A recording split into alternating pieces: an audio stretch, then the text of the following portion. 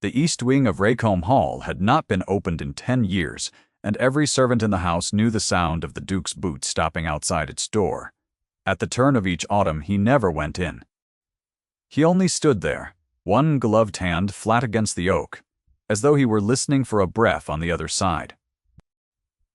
On the first cold morning of October, the new housekeeper stood at the far end of that same corridor with a ring of keys she had been told never to use, and she watched him do it, and she did not breathe at all.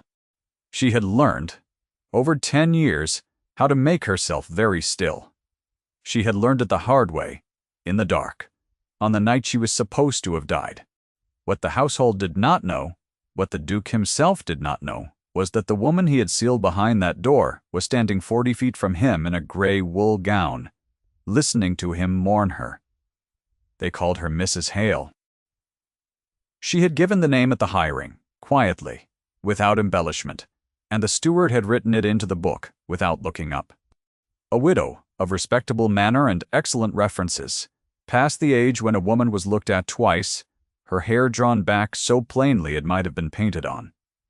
That was the whole of what the house saw. To the house, she was the housekeeper, and nothing more a set of competent hands and a low voice, useful and invisible, the sort of person one addressed, without troubling to remember the face. She had counted on exactly that. Invisibility had kept her alive. The morning she had walked up the drive, she had counted her own heartbeats to keep her feet moving.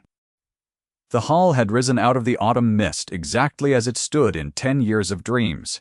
The gray stone she had loved, the long windows, the terrace where she had once stood in a borrowed shawl and been happy without knowing to be grateful for it. She had made herself look at all of it, without slowing her step, the way one presses a bruise to be sure it is only a bruise. The steward had received her in the small estate office and asked his few questions, and she had given her flattened answers. And when he had said the last housekeeper had left to nurse a sister, and the place was hers if she wanted it, she had thanked him in the low gray voice, and thought absurdly that she had come home to be a servant in her own life. She had unpacked her single trunk in the housekeeper's room below stairs that night, and lain awake listening to the house settle around her, every creak of it known, and she had told herself again that she would look and go. If her journey moves you at all, stay with it a while. Some stories only give up their meaning at the very end, and this is one of them. 10 years before, she had been Beatrice, and she had been going to be a duchess. Not by scheming, not by the long campaign of a season, but by the plainest accident of the heart, because Julian Ashworth had loved her since they were both too young to know the word for it, and she had loved him back with a steadiness that frightened the people who arranged such things. Her father had held a modest estate that bordered his. There was no fortune in her, no title, no diamonds, nothing the ledger of a great marriage required. There was only the fact of the two of them, which had seemed to them at the time entirely sufficient, and which had seemed to his aunt an offense that must be corrected before it could ripen into a wedding. They had grown up over the same hedgerows. She and Julian met at the boundary stile 100 times before either of them was old enough to be watched, and the love between them had never announced itself so much as simply always been there, like the river, like the weather. She had a memory. She kept apart from all the others of a June afternoon when he had taken her hand at that stile, and said, in the plain, level way that was already becoming his, that he did not care what his aunt arranged, that he would marry her and no one else, and that she was to stop looking at him as though she expected to be sent away. She had not been able to stop. She had been a girl of no family in the shadow of a great house, and she had known, even with her hand warm in his, that a thing that good was not permitted to last. She had been right, though not in the way she had feared. She did not let herself think of that often. She had trained the memory down to a small hard thing she could carry without limping. Standing in the corridor now, watching the man she had loved press his hand to a sealed door and bow his head, she felt the old wound open its eye and look at her, and she had to turn away and busy her hands with the linen press so that no one would see her face. The Dowager Duchess still lived. That was the first thing Beatrice had confirmed before she ever came near the county, before she dared put on the widow's gray and walk up the long drive, with her references in her reticule. Lady Ordway, the Duke's aunt, who had ruled Rackham Hall in all but name since the old Duke's death, was very much alive and very much in residence, and she had a young cousin's daughter in the house that autumn, whom she meant to see married before the frost. Tumber. The girl was called Miss Prudence Calvert, 17, and gilded and entirely certain of her welcome. Beatrice had understood the shape of it within a day. The past was repeating itself. The same hand that had removed one unsuitable woman was arranging a suitable one, and the Duke, gray with a decade of grief, was expected to submit at last. She had not come back for vengeance. She wanted that understood, if only by herself. She had come back because she was dying by inches in a rented room in Bristol, teaching other women's children their letters. And one night she had realized she would rather see the truth of him once, plainly, than spend the rest of her life not knowing whether he had grieved her or merely been relieved. She had told herself she would look and go. She had not accounted for the boot stopping at the door. The house ran to her hand within a fortnight. She was good at the work, better than the woman before her, and the staff settled around her competence with the gratitude of people who had gone too long without a steady head above them. She learned the household the way she had once learned him. Completely. Silently. From the outside in. She knew which grate smoked and which footman drank and which maid cried on the back stair over a sweetheart in the village. She knew that the Duke ate almost nothing, that he rode out before dawn and came back mud to the knee, that he received his aunt's guests with a courtesy so cold it left frost on the windows. And she knew, because a housekeeper knows everything, that the east wing was cleaned by no one, entered by no one, and spoken of by no one above a whisper. The first time he spoke to her directly, she nearly gave herself away. It was the third week.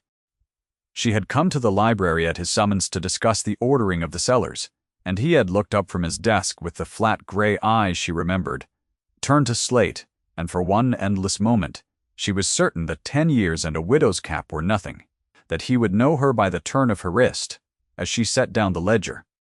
He did not. He looked at her the way a man looks at furniture that has been arranged well. His eyes passed over her and moved on to the ledger in her hands, and she felt the old ache of being unseen turn over in her chest, the very wound she had crossed England to test, pressing now under her ribs while she stood 3 feet from the man who had made it and could not know. He set down his pen and considered the fire a moment before he spoke, and when he did, his voice was the same low, even instrument she had known, worn smoother by grief, but the same. The cellars had been let go, he said. His man of business complained the counts. Never agreed. He wished them set right before the winter guests. She said it would be done, your grace, and he glanced up once more briefly, as though something in the cadence of her answer had caught at the edge of his attention and slipped away before he could name it. Count them yourself, he said. I do not trust the footman with the good claret. Very good, your grace, she said again, and she went out, and she stood in the passage with her back against the cold plaster, and her heart going like a hunted thing. He had not known her. It was what she wanted. It gutted her all the same. To the Dowager Duchess, she was less than furniture. Lady Ordway had a way of issuing instructions to the middle distance, as though the servant meant to carry them out were a mechanism that would hear and obey without needing to be looked at. She wanted the blue drawing-room opened for Miss Calvert's people. She wanted the good plate down. She wanted the housekeeper to understand that a certain standard was expected, now that the hall was to have a young mistress again, and here she paused, and her small bright eyes went once around the room, as though daring it to contradict her. A capable creature, she remarked to her companion when Beatrice had curtsied and turned to go, but plain as a fence-post and about as much conversation. One is grateful, at least, that this one knows her place. Beatrice heard it, as she was meant to. She had heard worse from the same mouth, long ago in a warmer room, when the words had been aimed at her openly, and she had been young enough to let them wound her where they showed. She was not young now. She had learned that a dismissal said, often enough by a person certain of her right to say it, becomes a kind of law, and that the only answer to such a law is to go on quietly proving it wrong in ways its author will never trouble to see. She poured the dowager's tea. She saw the good plate was got down, and counted, and returned without a chip. She ran the great house so well that Lady Ordway had nothing to complain of, and complained anyway, on principle. Because a woman who ruled by finding fault could not afford a house that gave her none, she kept her place. She had become very skilled at keeping her place. There was a child in the house, and the child undid her more than the Duke did. Not his own. He had no children, had taken no wife in all the sealed years. The boy was 6, the son of the Duke's late cousin, orphaned and taken in. A grave small person named Thomas, who wandered the great rooms with the wariness of a creature that has learned not to expect a warm hand. He attached himself to the new housekeeper within days for no reason she could name, except that she did not send him away.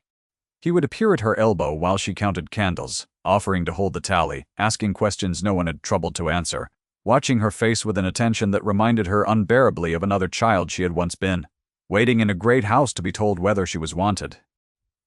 She let him hold the tally. It was against every rule of her own survival to grow fond of anything in that house. She grew fond of the boy anyway. He brought her things in the way of small, lonely children, offerings laid on the altar of the one adult who did not turn away. A smooth brown pebble from the stream, a feather. Once a battered penny he had found in the gravel, and clearly considered a fortune. She kept them all in the drawer of the housekeeper's desk, and she despised herself for keeping them. And she kept them. He asked her one evening, while she mended a torn sheet by the last light, whether she had ever had a little boy of her own, and she said no, she had not. And he nodded gravely, and said that was a pity, because she would have been good at it. And she had to hold the needle very still for a moment, until she could see the linen again. She could not help it, and it would cost her. And some part of her already knew that. It was Thomas who led her, without meaning to the sealed door with the key in her hand. He had lost a wooden horse, a battered painted thing that was the whole of his portable estate, and he had convinced himself with a child's terrible logic that it had gone into the forbidden wing, and he stood outside that oak door in genuine grief, too frightened to knock and too bereft to leave. Beatrice found him there at dusk. She should have taken his hand and led him to the nursery, and given him bread and milk and a firm untruth about the horse turning up in the morning. Instead, she looked at the door she had told herself she would never open, and she looked at the ring of keys she had been told never to use. And she thought of the 10 years on the other side of it, sealed like a tomb around the girl she had been. And she found that she could not walk away from it any more than the Duke could. She sent Thomas to the kitchen, with a message that would keep him there. Then she was alone in the corridor, with the key already in the lock, and the lock, oiled by no one in a decade, turned with a groan that seemed to go through the whole house. The rooms were exactly as she had left them. That was the thing that took her legs from under her, so that she sat down abruptly on the shrouded end of a chaise and pressed her hand to her mouth. Her books were on the shelf in the order she had kept them. Her work-basket sat by the cold hearth with a piece of needlework still pinned in the hoop. The needle rusted into the linen, the pattern half a rose. Her writing desk stood by the window with the chair drawn out, as though she had risen from it a moment ago and would return. Nothing had been cleared. Nothing had been given away, or burned, or packed into the anonymous crates that swallow the dead. He had not emptied the rooms of her. He had closed them around the last hour she had lived in them, and locked the door and left everything breathing under its dust sheets for 10 years. And she understood, sitting there in the failing light, that she had been wrong about the one thing she had crossed the whole of England to learn. The air in the rooms was cold and close, and smelled of dust, and faintly under the dust of the dried lavender she had once kept in the linen, a scent so exactly herself that she had to sit until it passed. On the mantel her small clock had stopped at some forgotten hour. Its hands halted where they had stood the day the door was shut. 10 years frozen on a painted face. Her slippers were beside the bed. Her comb lay on the dressing table with a single dark hair still caught in its teeth. And she looked at that hair, 10 years old, the girl she had been left behind on a comb, and something in her chest that she had held clenched for a decade came slowly, painfully open. He had grieved her. He had grieved her every day. On the writing desk, in a small inlaid box she had thought lost, lay a sprig of rosemary gone the color of old paper, and beside it a folded letter in her own hand, the letter she had written him the night before. She vanished, and never had the chance to send. He had found it. He had kept it. She did not touch either. She sat with him a long while, as the room went dark, and then she rose, and she settled the dust sheet back over the chaise, and she let herself out and locked the door and put the key back on the ring, and she carried the whole weight of it down the servant's stair. Without making a sound, she told no one, yet something in her had changed in that room, and she was not certain any longer that she would be able to look and go. What she did not know was that the Duke had seen the light under the door. He said nothing that night. He said nothing for 3 days, and the not saying was worse than any accusation, because Beatrice went about her work with the sensation of being watched by something patient. On the 4th day he sent for her to the library at an hour when the house was abed, and she went down through the sleeping corridors with a single candle, and she found him standing at the cold window with his back to the room, and she knew, before he turned, that he had opened the wing. He asked her without preamble, in a voice level as a struck board who had given her leave to enter the east rooms. She could have lied. She was very good at lying by then. 10 years had made her an artist of the plausible surface. She was tired. More tired than she had understood until that moment, tired, the way a person is tired who has held her breath for a decade. And she found she did not want to spend one of her last lies on him. She said she had opened the door because a child was crying outside it, and because she had wanted, once, to see what a man kept locked away for 10 years. She said it in her own voice. She heard it leave her flattened widow's gravel and come out true. Her real voice. The voice he had known, and she saw it land on him like a blow he could not place. He went very still. He looked at her for a long moment as though a word had been spoken in a language she had once dreamed in.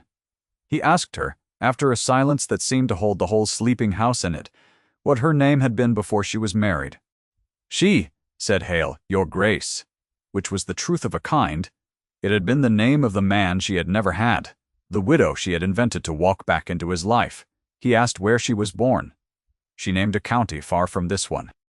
He asked how old she was, and she gave him a number 3 years wrong, and each answer she laid down like a card, plausible, unexceptional, and each one he received with the same still attention, and she understood that he was not truly listening to the answers. He was listening to the voice that gave them. Come into the light, he said at last, and she did not move, and he did not insist. Then he told her, quite quietly, to go to bed, and she went, and neither of them slept. He began to watch her after that, and she felt the quality of it change. It was no longer the incurious glance a master gives a well-run house. It was the look of a man trying to solve a sum that would not come right, returning to it, setting it down, returning again. He found reasons to have her in the room. He asked her opinion of matters. A housekeeper is not asked. He watched her hands as she poured, watched her mouth as she spoke, and once, when she reached to steady a branch of candles that had guttered, he said her assumed name, Mrs. Hale, in a tone that made it a question rather than an address, as though testing whether the name would hold. It held. She made it hold. Her heart was not made of gravel, whatever her voice had become, and each of these small proximities cost her a coin she could not spare. One evening he came upon her carrying coal. She had no business carrying, a maid being ill and the work needing doing, and he took the scuttle out of her hands without a word and set it down and told her in the flat voice that brooked no argument to sit. She did not sit.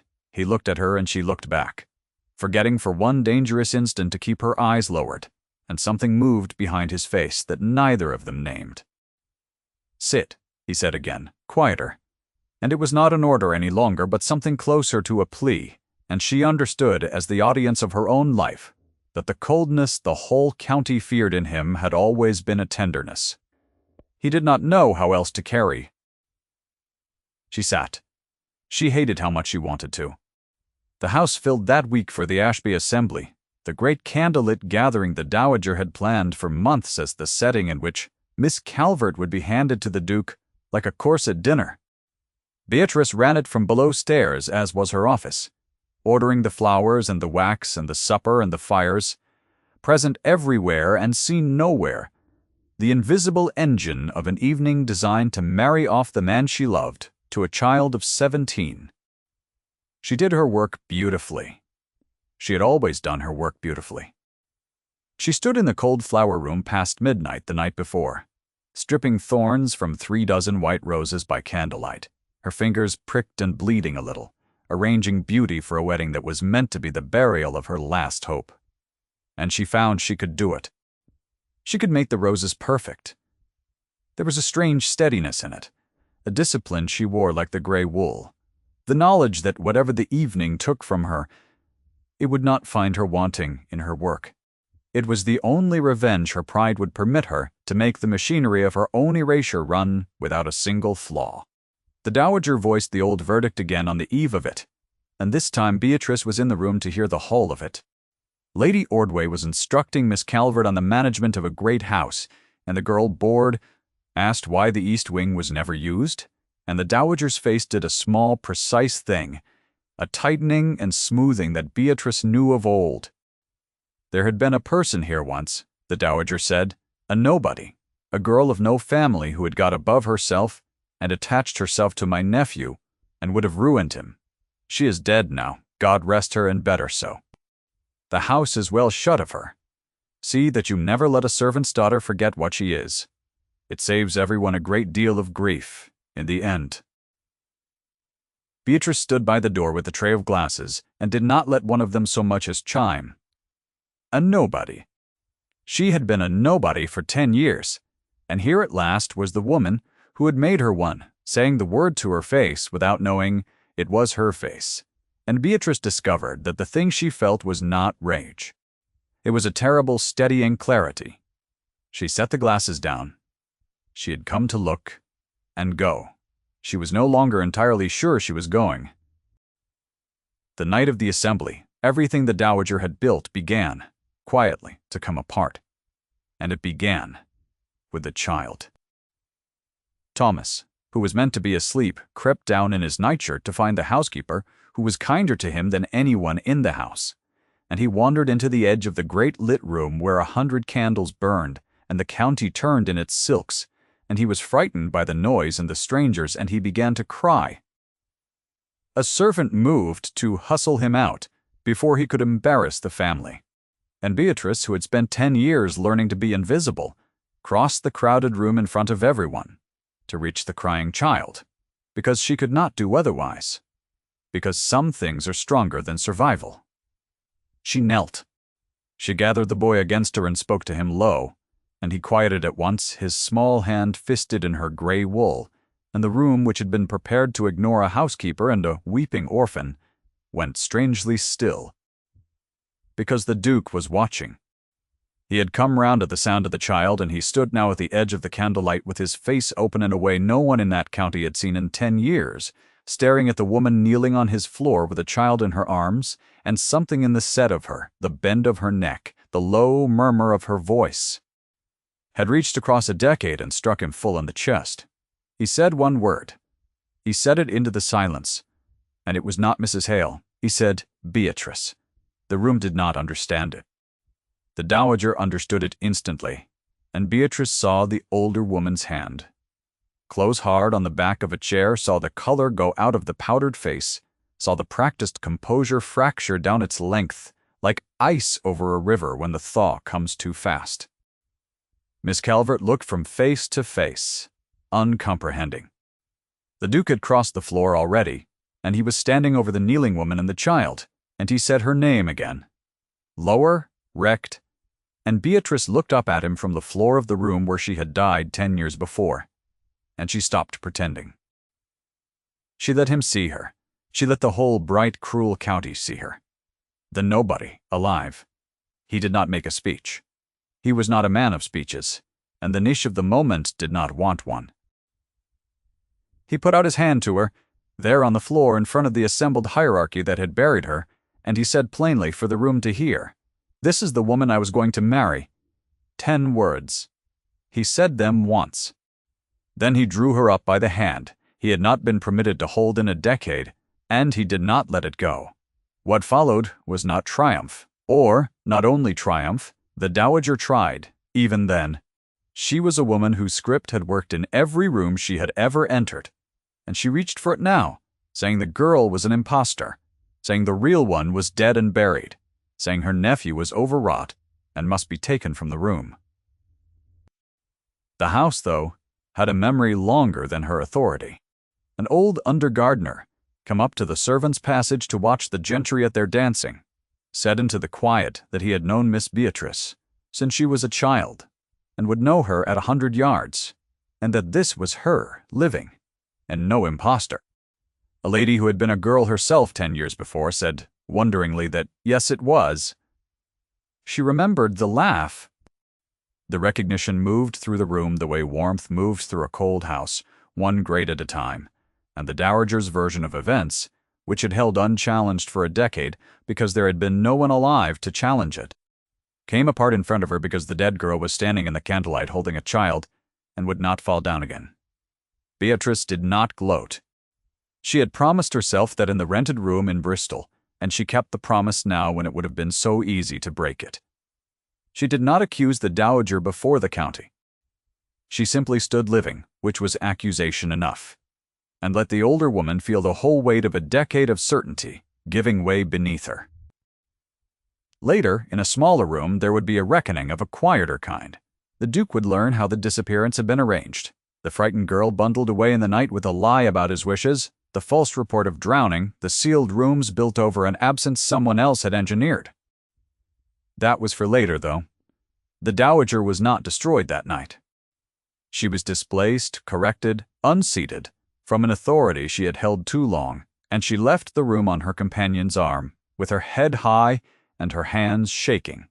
One by one, the faces in the candlelight turned from the dowager to the living woman and back, and the old certainty that had held the county together on this one point for 10 years simply dissolved, the way a rumor dissolves the moment the person it buried walks into the room. A stout matron near the door pressed a handkerchief to her mouth. A gentleman who had danced at the harvest ball a decade before said, low, that he had thought at the time the drowning story sat ill, that the river had been low that summer and no body ever found, and the woman beside him hushed him and did not disagree. The dowager heard all of it. She stood in the wreck of her own long authority and understood, perhaps for the first time in her life, that a room could turn against her. And she gathered what she could of her dignity, and did not scream and did not faint, because she was, whatever else she was, a woman. She left on her companion's arm, a woman whose long confidence had at last met the one thing it could not manage, which was the truth, alive and unashamed. He took her to the library when the guests had gone, the two of them and the sleeping child carried up between them. And there in the candlelight he learned the whole of it, and she learned the whole of his side, which was its own grief. He had believed her drowned. He had been told she had gone into the river in the dark, running from a match she did not want, and he had spent 10 years believing that his own family's coldness had driven her to it, that if he had only spoken sooner, married her faster, stood against his aunt when it mattered, she would be alive. He had sealed the rooms, not as a shrine to a dead sweetheart, but as a standing accusation against himself, a door he made himself stop at every autumn so that he would never be permitted to forget what his silence had cost. He told it to her sitting forward in the chair, with his hands loose between his knees and his eyes on the cold grate, not looking at her as though the shame of it could only be spoken to the ashes. They had come to him the morning after with the news. His aunt weeping the tears he now understood were performance. The servant's grave, a laborer produced, who swore he had seen a woman go into the water above the weir. He had ridden the river bank himself for 3 days. He had dragged the pool below the weir with his own hands. He had found nothing, and he had taken the nothing as proof, because grief will believe the worst if the worst is offered to it plainly enough. He had closed her rooms because he could not bear them and could not empty them, and he had made himself stop at the door each autumn, on the anniversary of the day they told him, as a penance he never meant to lift. That was his wound, named once in a low voice. In the dark library, he had thought he killed her by failing to fight for her. And now here she was, and he could put the accusation. She crossed the small space between them, and knelt where he sat and took his loose, cold hands in hers, and she said his name. Only his name, the way she had said it at the Boundary Stile a lifetime ago. And he bowed his head over their joined hands, and was silent a long time. They did not fall on each other. The niche of the thing and the truth of them wanted better than that. He stood, and she stood, close enough that she could feel the warmth of him after 10 cold years, and neither of them closed the last small distance for a long moment, because both of them knew that what came next could not be unmade, and both of them wanted, badly, to make it anyway. She saw his hand come up and stop short of her face, hovering at the line of her jaw, asking a question rather than taking an answer. She turned her cheek the last inch into his palm herself. That was the whole of it. That night, a hand held against a face, and a decade let go, and it was more than enough. There was a wedding, of course, in the plain small way that suited them and scandalized the dowager far more than any grand one would have. In the county church with the undergardener in the third pew, and the child Thomas standing up beside them in a new coat, grave and proud. Beatrice was married in a gown of soft green, not white, because she had never in her life pretended to be a girl of 17 and would not begin at her own wedding. And the undergardener wept openly in the third pew and was not ashamed. Thomas held the ring in both hands as though it were a live bird that might escape him, and gave it up at the right moment with enormous solemnity, and was afterwards so proud that he could not eat his wedding cake for grinning. There were no diamonds. There was no crowd. There was a green gown and a plain gold band, and a handful of people who had known her before and were glad, honestly glad, to have her back among the living. Julian looked at her across the small, cold church as though the sun had come up in a room he had kept dark on purpose for 10 years. The east wing was opened. Not cleared. Not first. Opened. He took her into it himself the morning after the wedding, and they stood together in the room that had been sealed around her ghost, and she took the rusted needlework out of the hoop and the sprig of rosemary out of the inlaid box, and she did not throw either away. She pressed the rosemary between the leaves of the book she had been reading. The last night she lived there, so that the girl she had been and the woman she had become would keep each other company on the same shelf. The needlework she finished that winter by the library fire. The half a rose completed at last after 10 years, a small foolish thing that meant more to her than any diamond the dowager had ever worn. The house changed after that, slowly, the way a house does when the person who runs it is no longer holding her breath. The frost that had lived on the windows when the Duke received his guests thawed out of him by degrees. He laughed once. In December at something Thomas said. A short, rusty sound he seemed surprised by himself, and Beatrice, hearing it from the next room, had to set down what she was holding and stand still until her eyes cleared. The servants stopped whispering in the passages. The east wing, opened, aired, its clock wound and set going again, became simply another set of rooms in a house that was lived in now rather than mourned in.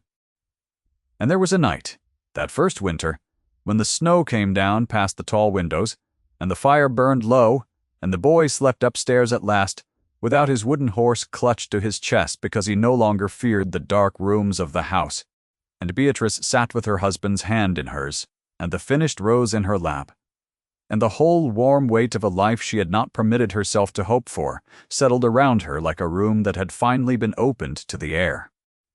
She had come to look and go. She had stayed.